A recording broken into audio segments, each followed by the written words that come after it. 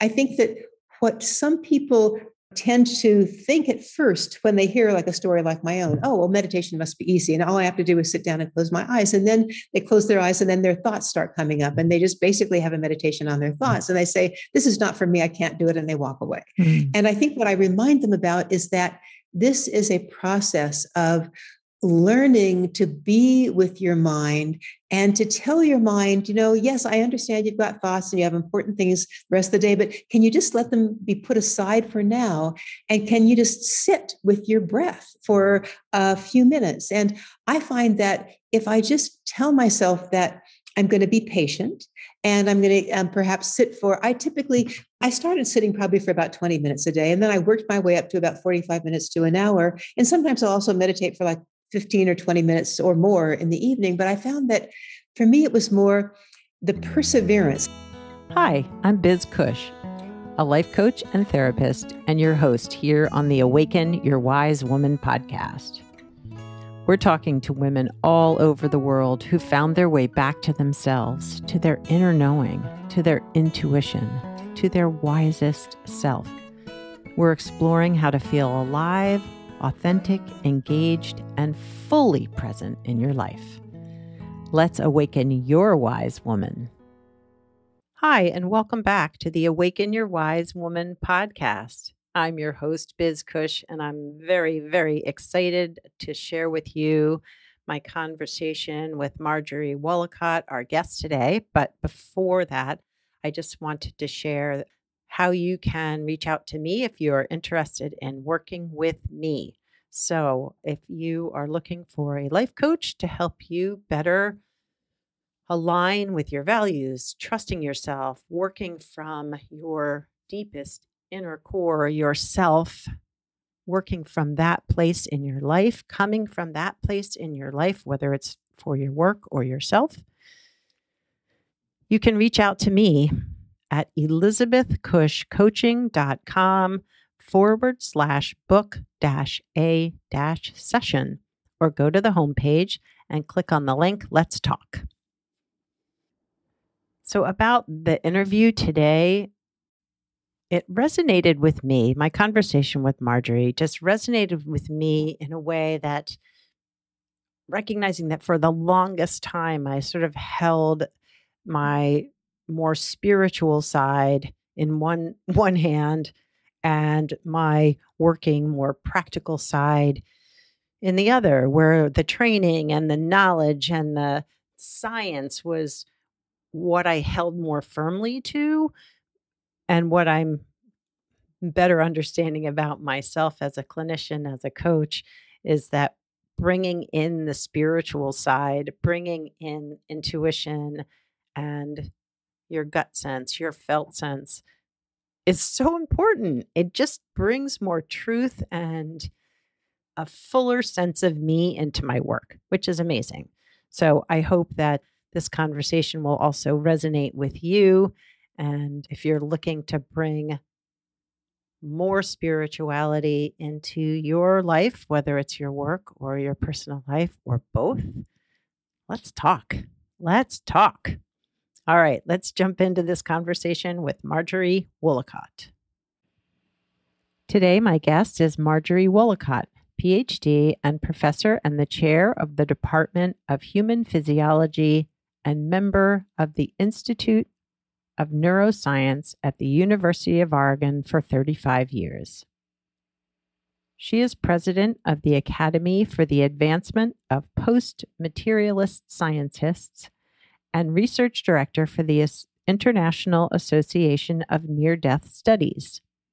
She has received over $7.2 million in research funding and published more than 200 scientific articles on her research in medicine, meditation, and spiritual awakening. And today we're going to be talking about her journey from neuroscientist to meditation researcher and how that came about, but how it had also opened doors to her own spiritual side that she was then able to integrate into her working life as a professor and as a researcher into meditation and spiritual awakening.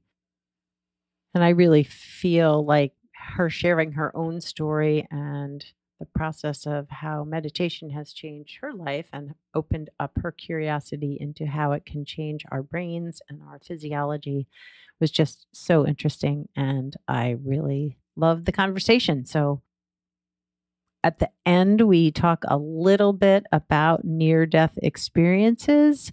We just kind of touch on that briefly, but you can stay tuned for that, where she shares a little bit about how her research has moved into that area as well. So maybe we will get her back on the podcast to talk about that. Here's my conversation with Marjorie Woollacott. Hi, Marjorie, and welcome to the Awaken Your Wise Woman podcast. I'm really excited to have you here. But for those who may not know who you are, if you could share a little bit about yourself and your inspirations in your work, or what inspired you to do the work you do. Sure. I mean, maybe I'll even start it out when I was a child, because I realized that our parents often influence us more than we think. And I was very fortunate to have two parents who, first of all, loved the idea of raising their children in as natural a setting as they could. So we grew up in Southern California, but they bought an acre of land in which we had, I think, a cow that my mother milked. When I wanted to have a horse when I was, I think, a young girl, she said, well, I'll give you a cow because it's more practical. And it still has four legs. It is about the same size. Well, finally, I got a horse when I was in the 7th grade, but I realized we had goats, we had chickens, we had cats, and there was a feeling of joy in being outside and playing in our garden with corn and berries and all sorts of other things there. And the other aspect was that my parents loved the arts and knowledge, so that every Friday or Saturday night, my dad would take my sister and myself to the local library, and we would check out maybe like about 10 books. We would read them all. And then the next week we would go to the other local library and check out another 10 books, and we would go back and forth. And so I was raised with this joy of learning about the world and joy of being in nature. And also my mother loved music. And so I started playing the flute and then the oboe when I was like 7 years old. And so I also had that aspect. And these were just simple, ordinary, regular, middle-class parents. There was nothing special in terms of careers or things like that, but it was their love of learning and knowledge and the arts that just made me wake up to the beauty of the world around me. So I think that's what started me out. And I also want to mention there's a funny story about, I think it was when I was about 4 or 5 years old, my mother was trying to get rid of some gophers that were in our front lawn, and she killed one.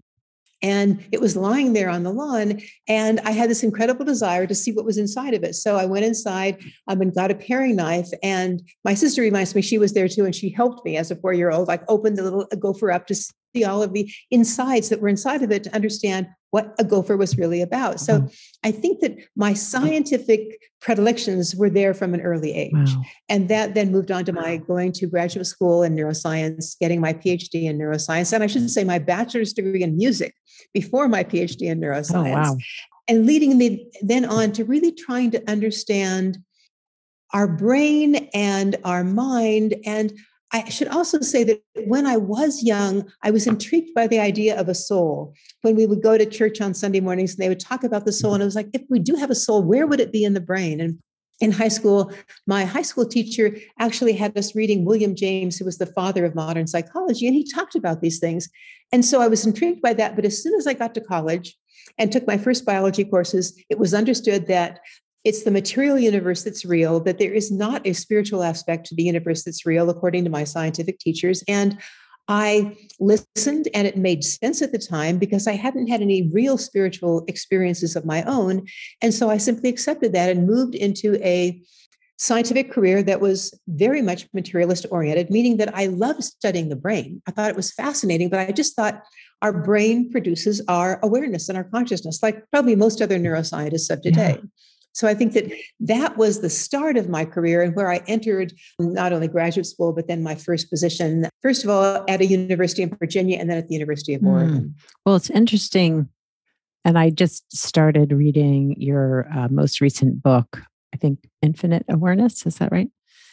Yes. Where you share some of your story too, but that this sense of, is it your brain, like the soul and the brain, or the mind and the brain? Like where do they meet? Are they different things? Is this a more universal concept of consciousness and spirituality? And although I think I've felt that, I haven't really thought it through in terms of how does it work? Like, how do we get there? How do we know what's what? And so I'm excited to have you here to kind of talk about that and just share how you've come to where you are today and your knowledge and understanding of spirituality. And I should say that, right, that definitely as an early young professor, I was, of course, coming in from this more scientific materialist perspective. But my sister had been meditating for a couple of years. She had gone to Hawaii and had become part of a spiritual sort of seeking community there this was like in the 70s. And she then at one Christmas time when we were visiting our parents, in fact, in Arizona, she told me a little bit about meditation, and we actually tried it a bit. And it seemed intriguing to me. I was certainly curious. And she reminds me that on the way home from that Christmas vacation in Arizona, there had been a terrible plane accident over Southern California. And I was very frightened of plane flying, especially after that accident, and didn't really want to get on that plane to go back to Oregon. And she said to me when I was walking sort of through the airport with her, I have something that can help you. And I was totally in my anxious mood, ready to listen to anything. And she said, I have a mantra. And she gave me this mantra, which is Soham, which literally is the sound of your breath. And she said, just repeat this mantra, the sound of your breath, as you get on the plane and see what happens. And I did that. And interestingly, it shifted from the usual white-knuckled takeoff of flights that I usually experienced to one of pure enjoyment of like watching the clouds going by in the sky the entire way home to Oregon. And I thought, wow, that's interesting. And later on, she then invited me for my birthday present, I think it was the next summer, to go to the Catskill Mountains of New York to visit a meditation center and to receive initiation from a meditation master from India. And I was curious, but I was also skeptical. But I thought, I want to see my sister for my birthday. That'll be fun. And so I'll go. And I think this was really that key moment in my life that shifted my awareness from purely the one of only seeing the world through the five senses to something perhaps broader than that. And I'll just give you a sort of the brief story is like on that first morning in this meditation retreat, we were told that the teacher would come around and initiate each person there. And it was described again as this awakening of the spiritual energy inside of us. And it was supposed to happen through the Swami's touch. Now, again, the scientist in me was skeptical, but I was there for the weekend. And I said, hey, I'm going to be curious and see what happens. And when he came around the room, my eyes were closed, but my senses were otherwise fully engaged. So when I felt his fingers right between my eyes and on the place right between my eyebrows, and I felt what seemed like a current of electricity go from his fingers down into my own being and down to the center of my chest, I had this sense of utter certainty about what happened. And it felt like a mini lightning bolt went to my heart and then began expanding outward, this energy like flowing through me that was almost like an energy of pure love and nectar flowing through me and beyond me. And a sense of I'm home, my heart is my home. Wow. And it was the first time I had ever had that sort of an experience of, oh, this is what home is. It's being in touch with the core of your own being. Yeah. And I remember I went back to my university the very next day and I got up spontaneously at 5 a.m. and I meditated. And I've been doing it ever since. It was like I had the sense that now I knew that just under the surface of awareness, there simmered this sweet ecstasy. And if I could just quiet the mind down, I could tap into that. And I wanted more of it. So I think that was that first shift of like, oh, there's more to the universe than I thought. And now I was curious to understand more about that. Yeah. Well, and just you describing there was that sort of scientific part of you that was a little more skeptical. And yet the curiosity is what really allowed this experience to happen, that gave you that openness of investigating, but from a curious way instead of a sort of more materialistic scientific way. Yeah, yeah. And I also want to add something that, because I watched other people have somewhat similar experiences, and some people like me say, wow, this is amazing, and they explore it further. And a few other people allow their mind and their doubts to come in, and they say, oh, no, it was just my mind. It wasn't real. And then, of course, if they have other friends that are skeptics, their friends agree with them, and they don't really ever discuss it again. And it's almost like they take this blanket and put it over their experience and they hide it because partly I think they're worried about their credibility in the world. A lot of their friends and parents and families say, hey, it can't be real. We know. We're the scientists. We know. So I also understand that for me, it was important to keep the curiosity alive. Yes. Yeah. Yeah. And I think, fear and mistrust of our experience or what we know can lead to sort of a shutting off and sort of casting aside, or as you say, putting a blanket over it and not exploring further. But it's lovely that you went on to try to recreate. Now, I know for me, depending on the day, meditation is either this very enlightening, very blissful, and sometimes it can be hard. Yes. Sometimes my mind goes in a million directions. Other times I kind of just zone out, and we call it dissociation in psychology, but just sort of disappear and sort of wake up at the end of the meditation. But I feel like all of it is valid, right? It's all telling me something about where I am in that moment. Absolutely. And I think, when I talk to people about meditation, this very often comes up because I think a lot of people have begun to explore it. And I think that what some people tend to think at first when they hear like a story like my own, oh, well, meditation must be easy. And all I have to do is sit down and close my eyes. And then they close their eyes and then their thoughts start coming up and they just basically have a meditation on their thoughts. And they say, this is not for me. I can't do it. And they walk away. And I think what I remind them about is that this is a process of learning to be with your mind and to tell your mind, yes, I understand you've got thoughts and you have important things the rest of the day, but can you just let them be put aside for now?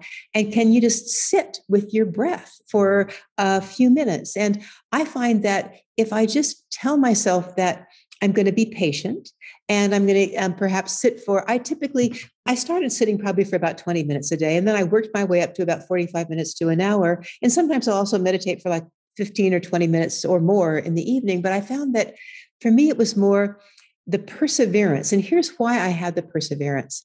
In that first moment, my heart told me there was something more to reality than my mind had really experienced. And my heart was in some ways now leading me and saying, okay, I know the mind may be bored during this particular meditation, but I think if you just sit there with me, mind, eventually you'll quiet down enough to feel the peace that's really there underneath the thoughts. So I think part of it more is if the heart can really talk to you, or if you can listen to your heart in addition to your mind's boredom, eventually the thoughts do quiet down. And then you find that exquisite place of peace and stillness. And often this love/joy. I don't know sometimes how to separate out the experience of the love and the joy inside when we get to that place of true stillness inside of our heart. And it's like, that's what my essence truly is. And that's what I want to bring out into my day when I leave the meditation mat and go out to my regular job. Yeah. And speaking of your regular job at least began as a neuroscientist. Yes. How did these two parts of you align, the scientific, more material mind, or, ideas, as well as this more existential, broader sense of what the essence of you is? Yeah. And that was certainly interesting. And I think I say in the book that for the first many years of having then started meditating and still being a university professor, I lived two separate lives. And when I would go into the university in the morning, I would talk to my students and colleagues about my neuroscience rehabilitation research and what we were doing. And then when I would go to a meditation program at night, I'd be talking to my spiritually oriented friends about the wonders of meditation. And it was like they were two different personalities. And at some point, I found that it was getting more and more uncomfortable. And I'll give you one example that I think some people can appreciate. My husband loves to meditate, and he's much more inclined to talk about his joys of meditation, including with my scientific colleagues. And so we would be having a dinner with my scientific friends. And he would bring up one of his favorite topics, which might be like Reiki energy healing or perhaps acupuncture or something of that sort, only to get this kick under the table from me as I would try to change the subject because I was worried about losing my credibility with my scientific colleagues. And I think that was always my issue of the two lives. It's like, can I really share this with my scientific colleagues and the people who've not had these experiences? And then finally, at a certain point, I got tired of living those two separate lives. And I said, why don't I'm now a full professor. I have tenure, all the things I need. Why don't I start doing research on meditation and on consciousness in my own laboratory at the university? And I realized that I could actually find students that would love to do that sort of research for their PhD thesis. And so that's how it really began in terms of that integration. And I began having a lot of fun doing that. And I also should say that the first paper that I wrote on meditation was actually because a previous student in our department who went on to go to UC Berkeley and become a very well-known psychology professor had a student who wanted to do a PhD thesis on meditation. And she did the research and she finished the PhD thesis and then she wanted to publish it. But he didn't want his name on a study that was related to meditation because he was a materialist scientist. And so he came to me at one of our neuroscience meetings where we were talking with each other. And he said, I have this student. And I said, oh, wow, that's interesting. And he says, well, would you like to help her write up her PhD thesis? And I said, absolutely. So that was my very first foray. And then I began with my own students doing more research. And I had a wonderful time, again, out of my curiosity saying, how does meditation begin to change your brain? How does it begin to change your behavior? And what can we study in a scientific laboratory very objectively about how it begins to transform human beings' lives? And so we found out things like many other laboratories, which show that, for example, your executive attentional system, which is sort of like in your prefrontal lobes of your cortex, gets a lot stronger so you can make very clear and careful decisions and not let your emotional parts of your brain, like your amygdala, overrun your actions and control you. And we found that certain parts of the brain actually seem to get also thicker. When you look at, there's a lot of interesting research of people around the country now that show the more you meditate, the longer you meditate, the thicker certain parts of your cortex, like your executive attention system, get, so that you become more successful in the world, more able to focus and concentrate on what you want to focus on, and also become happier. So that was the fun part of doing this research. So I enjoyed that. But I want to say one thing too, and that is that as I was doing this research along with my rehabilitation research, it was hard to convince many of my colleagues that it was worthwhile research. And I'll just give you one example. And that was talking to my department head, probably about maybe 10 years before I thought of retiring. I said to him, I'd love to teach a course in complementary medicine because we have a lot of human physiology majors that want to go on to medical school and nursing school and physical therapy school. And I said, it would be nice to show them that there are a lot of different ways of healing. And I said, I'd like to teach it like to our seniors and really talk about the research that shows that these things are valid. And he looked at me and he said, Marjorie, he said, I don't think our students are really going to want to take a course like this. I think not our majors. He says, why don't you open it up to the whole university? Maybe some freshmen will want to take it.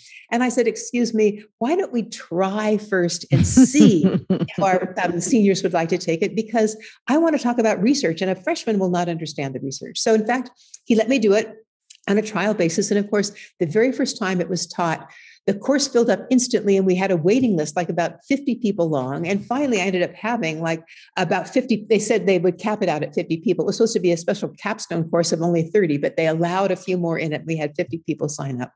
And that was the way it always was the whole time I took it. And what I loved was that these students were brought up in a materialist, medically oriented perspective, and yet they were curious enough to take the course. And what they did in the course is they wrote up 2 papers on a particular modality of complementary medicine, like it could be meditation, it could be acupuncture, it could be energy healing. And then they would have to go to the literature and look to see what scientific evidence there is for or against the efficacy of that particular type of medicine. And by the time they were through with that term in the course, they became convinced themselves that these things worked because they went to the literature out of their own curiosity and wrote up a paper about it. So I loved watching their transformation during the course of the term, from often skeptical in the beginning to starting to do the research and then giving a presentation to their fellow students and saying, hey, here's what it shows. So there's an example of curiosity, again, helping. And I praise my department chair for allowing me to do it that first term. And then it became a regular. And in fact, when I finally retired, there was nobody in the department to take it over, but a lot of students were sad that it was no longer going to be offered. Yeah. Yeah. It feels so important too, to me, to be bringing practitioners or new students out into the world who would be doing work that could then also recommend or explore within their own clientele, like other modalities of healing. Because there's so much, I think the more we allow the sort of the energy work, the less traditional methods of healing, like I've seen and experienced greater levels of healing in myself through trauma and all of that. Yeah.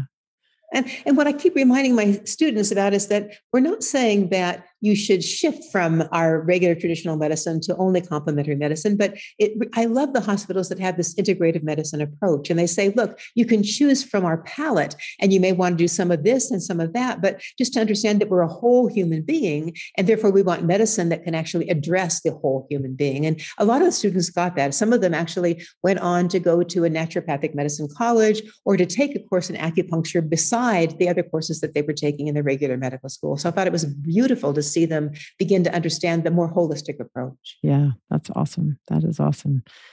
I also want to say that I can totally relate to this sense of having your story of the two parts of you feeling so separated and needing to bring them together. Yeah, as I began my therapy work, I felt like I had this professional me and this personal me, and like it took a very long time to find a way to integrate both of those. So I felt like I was showing up in the world in a really, truly as myself in both places. Yeah. Yeah. So going back to energy healing, more alternative ways of, bringing healing to our bodies and our souls. How do you sort of, for maybe someone who doesn't quite understand what this sort of energy work means, like how do you share that sense of like the human body holding this energy that, I don't know, that we can get in touch with and in tune and heal through? Yeah, that's a really good question. And I think that, first of all, I should mention that because my own first spiritual experience felt like new energy moving through me. So I now had a new sense of that energy and that experience. I then began to really wonder what on earth that was. And so, first of all, I began to read, and I realized that when you hear and read the experiential topic of acupuncture and go to the research on acupuncture, they're talking about meridians of energy in your body. And they talk about these subtle energy channels that are, in a certain sense, on top of the regular energy channels of the nerves and the muscles and the heart and et cetera in the body. And they're sort of interpenetrating each other. So I began to have an understanding that both could be true. That yes, I have the physical body, and as a doctor, one may want to work on the physical portion of the body, but we also have subtle energy fields that can also be perhaps manipulated in positive ways to unblock energy that's stagnant or something like that. So that really helped. And then I began to see that there are ways of looking at this from an objective point of view. And maybe I'll just take a step back and say, when I give now research seminars related to science and meditation, I talk about two perspectives. And one is the objective scientific perspective I did all of my early career, but the other is what I call the subjective or first person perspective. And I feel that both of those perspectives are equally valid, and we have to consider both in medicine and in science. And so what I've discovered is that when I looked at the research on Reiki and looked at what was going on in that, I found that the most interesting papers were ones where they tried to do a very careful, controlled study. And I'll just give you an example of one. This particular woman decided to do a controlled study on Reiki where she actually had, I think, three different groups. One was people that actually had a person near them, basically giving them Reiki touch healing. And it was over, I think, like a 9-week period. She had a group that was having distant Reiki healing. And then she had a group that was basically getting the placebo. And they weren't told basically what group they were necessarily in. Were they in the placebo or the regular, like distance Reiki healing? And in the placebo, they just basically did nothing, but had like, I think it was like the hands over the body, something like that. Mm-hmm. And then they looked at the change in the person's, they were looking at, in this case, I believe, at anxiety and depression and stress in the person's life. And they basically did a particular careful psychological questionnaire on how these stress-related things changed over time in the three groups. And then they also asked for the person's first-person experience of what the Reiki felt like. So they had both of those things. And what you find is that there was a significant difference between the placebo group in terms of how they improved versus the control, the regular experimental group. And also when you read the comments of the people in the regular experimental group, often they would say, I could feel the energy moving into my body. It was literally a palpable feeling. And I literally felt that something was changing. Mm-hmm. So I think there you had the objective scientific paper, but you also had the first person experiences of what it felt like. And that's the way I think that we should do more research in the future, combining those two perspectives so that we can understand, yes, here it is. And this is the change that's going on with the healing. And here is the first person experience. But I want to add one more thing. We still don't understand scientifically the mechanism behind the way energy medicine works. Mm-hmm. But the question that we keep bringing up, I think those of us who are scientists that say we should still study these things, is that when people first found that aspirin worked, they didn't know the mechanism about why aspirin worked. Mm-hmm. When we used to use herbs back before we had modern science, we knew certain herbs worked, everyone used them, but we didn't know the mechanism. We still use them. And I think until they discover the mechanism behind acupuncture or Reiki or other things, it doesn't mean we should stop using them. We should just do the studies that show that, yes, they are valid compared to a placebo, et cetera. But in fact, it's fine to wait until you actually know the specific mechanism without throwing the whole thing out. Boy, yeah, that feels so important and such a logical way to go about it. But I could see, if you were truly just a scientific mind, that might be hard to allow that or something. I don't know. Actually, and maybe I can just bring up one quick anecdote about my alternative and complementary medicine class, because there was one student in there when I remember she first came in. We were about to have a practitioner, because I would always bring the practitioner into the class so that they could talk to the class. And then we would also look at the research. And this person worked on homeopathy. Now, when you know about homeopathy, when they're making these homeopathic medicine concoctions, they reduce them in their concentration until they're so dilute that there isn't even one molecule left, but they are basically shaking them. It's understood that the energy of that medicine has gone into the liquid. And as they're being shaken, the liquid actually holds a new, different, energetic form. And that's what's the powerful thing, according to their theory. Now, the student was infuriated that somebody would actually think that something without a molecule of that original substance would still be useful. And she was almost like foaming at the mouth when she was talking to this practitioner. And again, he said, look, you need to go to the research literature and see whether a control substance versus the actual homeopathic remedy works better. And we found a number of articles that showed that, in fact, the homeopathic medicine worked. And at the end of the term, after she had written her papers on homeopathy and other medicines, she actually came to me. I think we happened to meet when I was getting coffee at a coffee shop nearby. And she came to me and she said, Marjorie, I want you to know that this is one of the most influential and powerful courses I have ever taken at the University of Oregon. And I really appreciate what you brought to us in the course of that term. And I think it was because she could then begin to let her curiosity ask questions and not just stick to her scientific dogma that she had heard in earlier scientific courses. Yeah. And I think it takes, well, maybe not a special person, but it does take that curiosity, right? That openness of spirit and mind to allow that maybe just this very more strict way of looking at our bodies and healing. Maybe there's more. Yeah. And so I'd love to know for you personally that bringing this spiritual side into your life and being open to it and exploring it and bringing it into your work, how has that shifted things for you in your life? Yeah, and it's been a beautiful process. And, first of all, I want to say that I think we should all realize that everything happens in its own time. And so this was a process that went throughout my scientific career. And there was that moment when I started doing my first meditation research in my laboratory, and that was exciting. And then I started teaching my first complementary medicine class, and that was exciting, sharing it with all the other students. And then about 5 years before I retired, I said, I want to understand this more in my own life. And I want to write down what I know about research in the area of spirituality and consciousness so that I can understand it better and integrate it better. So that's when I started writing my book, Infinite Awareness, The Awakening of a Scientific Mind. And I was still teaching my graduate students. And when the book was about to come out and be published, I told my last two graduate students, I said, look, when the book comes out, you may lose all credibility as a young PhD student who's now going on to your own career because I may have lost my credibility. And I said, if that happens, that happens. But in fact, it didn't happen at all. And I think partly the reason it didn't happen is that my materialist colleagues wouldn't read a book called Infinite Awareness. And so they were aware of that side of my research.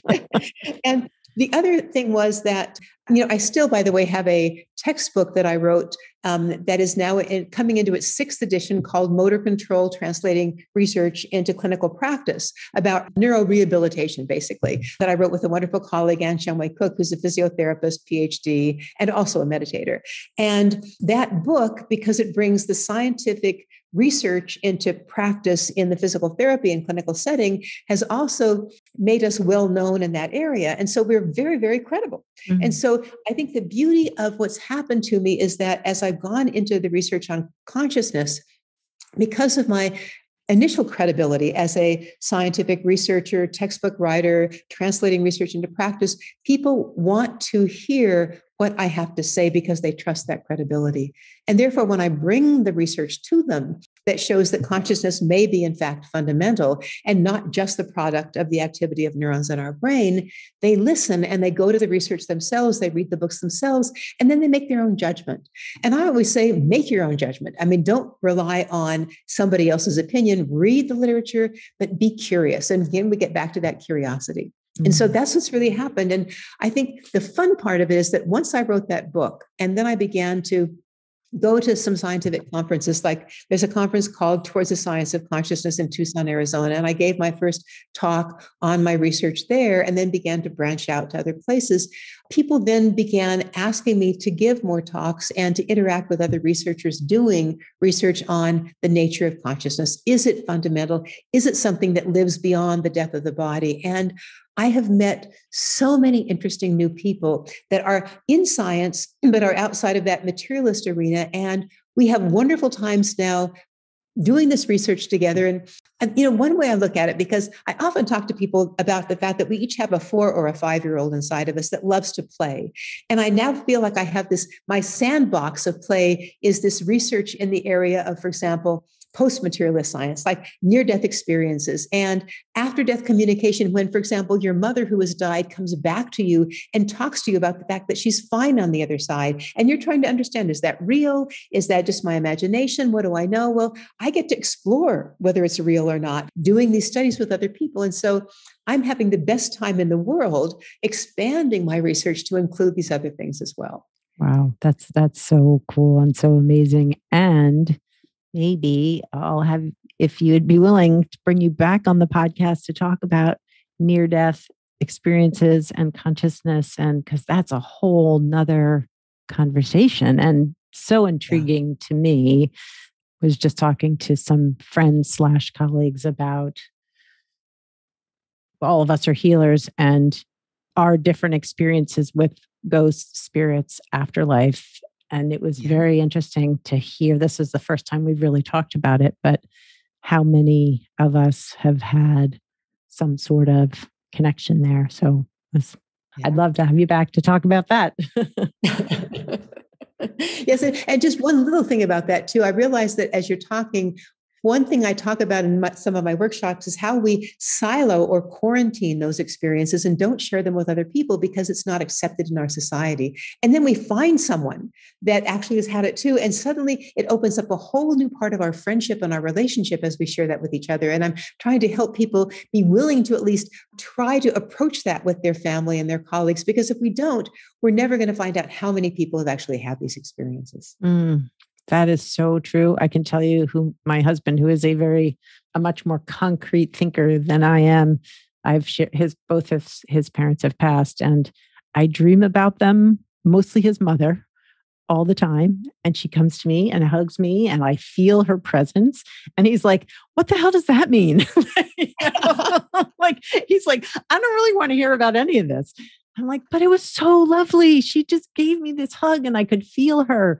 Yeah. So interesting. Yeah. So at some point, so I just wrote a paper about that was published this last year, a study with about almost 1,000 people responding about their experiences. And it was phenomenal. I mean, it opened up to me to a lot of new understanding about this beloved people coming back to us to connect with us and say, hey, I'm fine. Everything's okay. Yeah. Yeah. Wow. All right. Well, I will reach out to you another time to schedule that conversation because I think that's fascinating too. And just, again, so curious and open to all of it. So, yeah.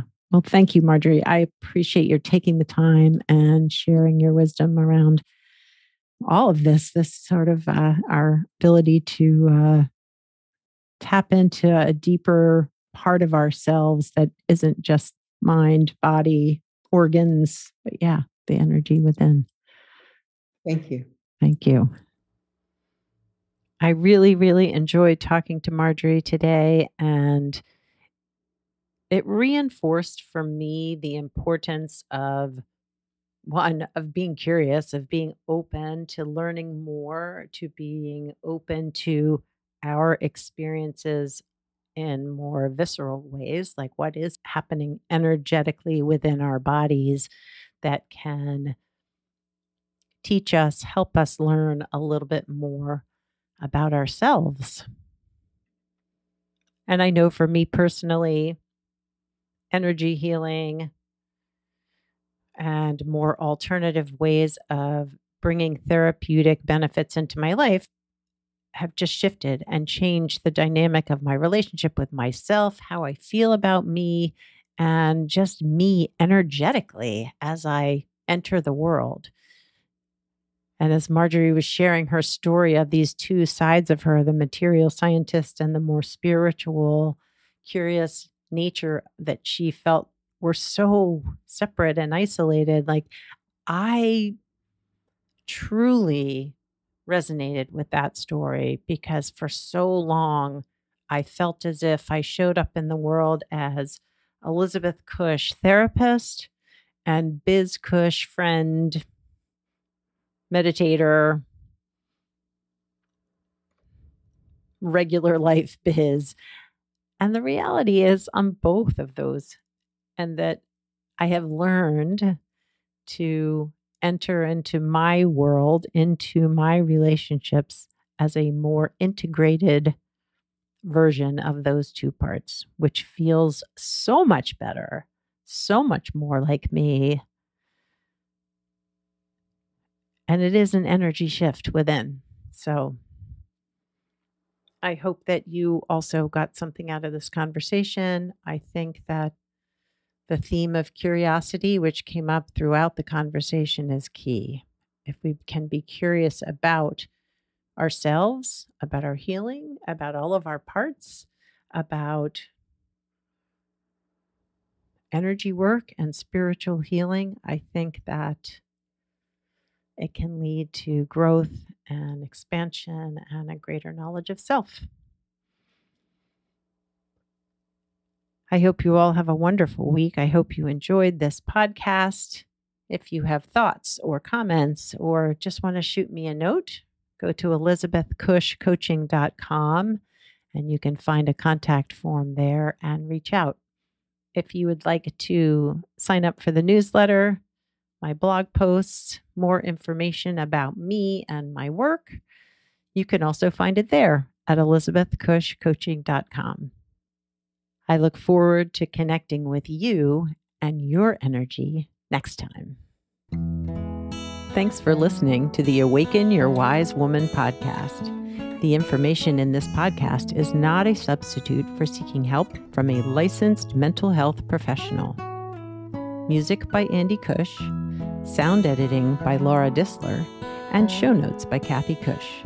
If you'd like more information about me, Biz Cush, and the resources shared today, go to awakenyourwisewoman.com.